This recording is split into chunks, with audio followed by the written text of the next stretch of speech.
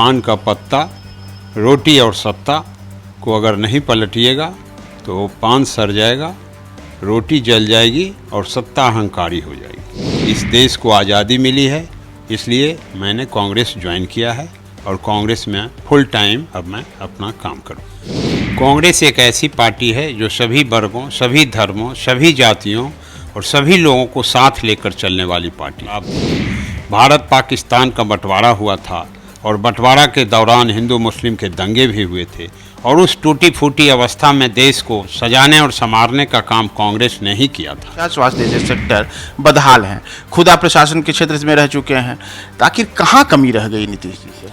नीतीश जी के शासन काल में कंस्ट्रक्शन पर काफ़ी जोर दिया गया, लेकिन ह्यूमन डेवलपमेंट का इंडेक्स पिछड़ गया। नहीं, मेरी नज़र किसी एक कंस्टिट्यूंसी पर नहीं है। पार्टी जहां से निर्णय लेगी वहां से मैं चुनाव लड़ूंगा। नमस्कार, आप देख रहे हैं न्यूज फॉर नेशन और मैं हूं प्रियदर्शन।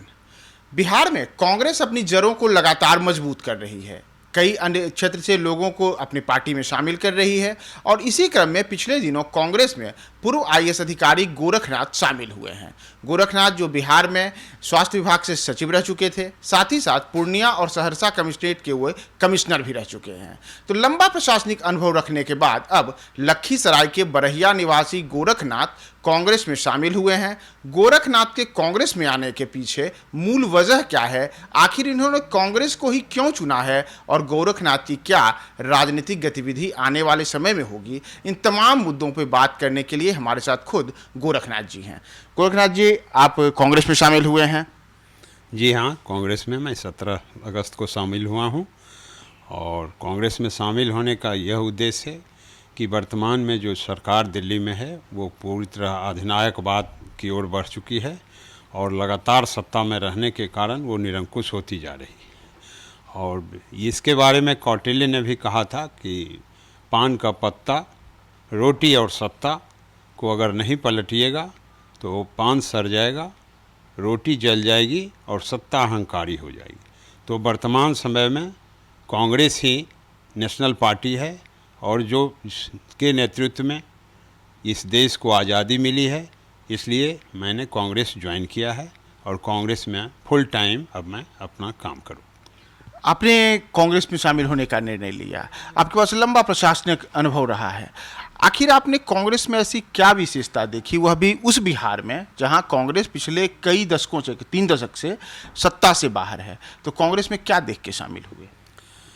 कांग्रेस एक ऐसी पार्टी है जो सभी वर्गों, सभी धर्मों, सभी जातियों और सभी लोगों को साथ लेकर चलने वाली पार्टी।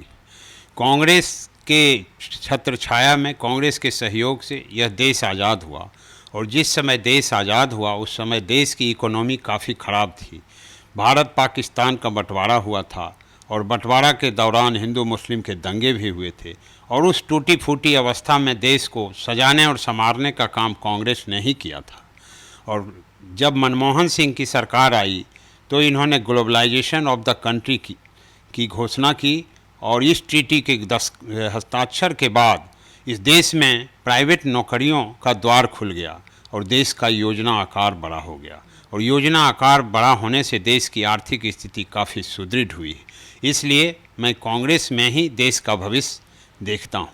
तो आपको उम्मीद है कि कांग्रेस में आप आए हैं तो कांग्रेस अगर भविष्य में, जो अगले साल बिहार में विधानसभा के चुनाव होने हैं, तो कांग्रेस अगर बेहतर प्रदर्शन करती है, ज़्यादा से ज़्यादा विधायक चुन करके आते हैं, तो जैसा आपने उदाहरण दिया आज़ादी के समय से लेकर मनमोहन सिंह के कार्यकाल तक का, तो क्या बिहार की बदहाल स्थिति को कांग्रेस सुधार पाएगी? बिल्कुल, बिहार में बहुत दिनों से कांग्रेस सत्ता से बाहर है। बीच बीच में नीतीश जी के साथ कुछ गठबंधन के दौरान कांग्रेस साथ रही है, लेकिन जो बिहार में जितने भी उद्योग, चाहे वो चीनी मिल हो, चाहे वो रिफाइनरी हो, चाहे वो फर्टिलाइज़र हो, सब कांग्रेस काल में बना है और जो उसके बाद की सरकार रही वो उसे मेंटेन तक नहीं कर पाई। शिक्षा, स्वास्थ्य के हाल काफ़ी बदहाल है और नौजुवक को रोजगार नहीं मिल रहा है।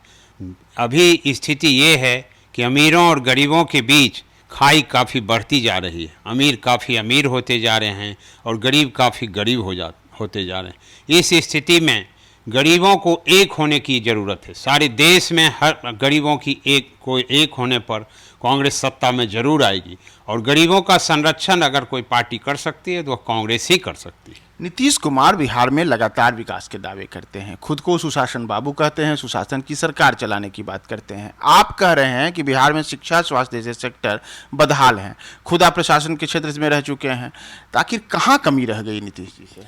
नीतीश जी के शासन काल में कंस्ट्रक्शन पर काफ़ी जोर दिया गया, लेकिन ह्यूमन डेवलपमेंट का इंडेक्स पिछड़ गया।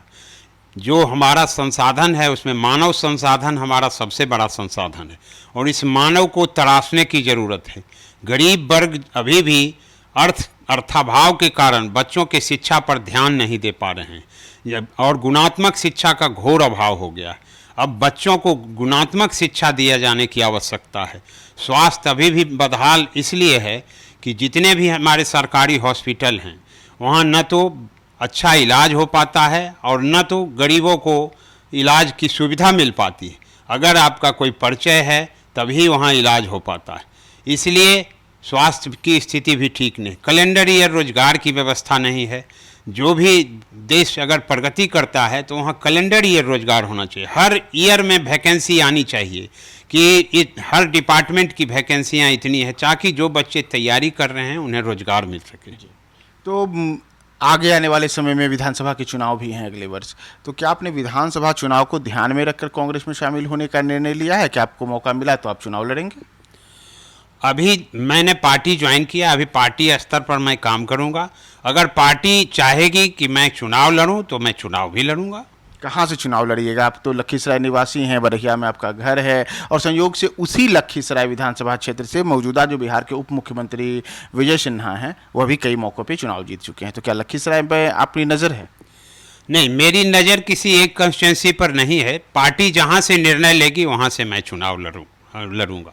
अगर पार्टी निर्णय लेती है कि मैं संगठन में काम करूं तो मैं संगठन में काम करूंगा। ये निर्णय पार्टी का है।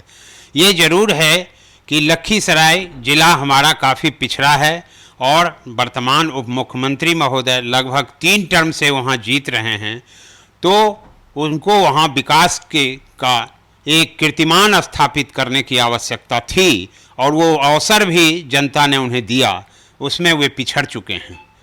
तो अगले विधानसभा चुनाव यानी कि 2025 में हम उम्मीद रखें कि गोरखनाथ जी कांग्रेस के उम्मीदवार के तौर पे उतर सकते हैं? अगर पार्टी ये निर्णय लेती है तो पार्टी के निर्णय के अनुसार मैं कोई भी निर्णय लेने में सक्षम हूँ। हमारे साथ बात कर रहे थे गोरखनाथ जी, जो गोरखनाथ आईएएस अधिकारी रह चुके हैं, और जैसा मैंने शुरू में ही आपको बताया कि इनके पास लंबा प्रशासनिक अनुभव है, और उसके बाद अब कांग्रेस पार्टी में आकर के सक्रिय राजनीति में अपनी भूमिका निर्वहन करेंगे।